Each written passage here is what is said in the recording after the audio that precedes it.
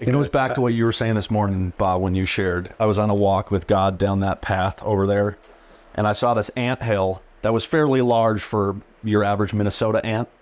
They don't have a lot of time. They got about 3 months to build a good ant hill. You can crush an ant hill in Minnesota pretty easily because it doesn't get bigger than like a centimeter off the ground. But there's an ant hill down the path over there that's pretty big, and the thought that struck me immediately is that I thought of an anthill I saw in Arizona once that was like almost up to my shoulders, like big ass anthill. And immediately the thought that struck me is that it's not the size of the ants, it's the size of the anthill that creates their safety, that creates their security. And it blew my mind. As I was thinking about it, and this is a half-baked thought. I gotta talk to God about this more, so I hope it comes out right.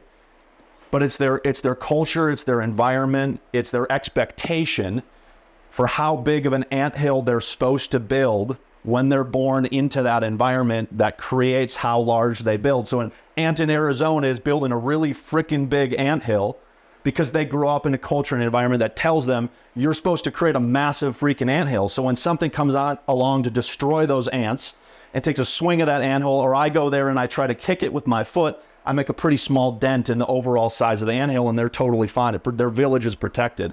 And it goes back to what you said, Bob, about we think too small about what God wants to do in and through our lives, to create environments, to create places of safety and protection. What if we think like ants in Arizona versus ants in Minnesota about the size of the anthill we're supposed to build?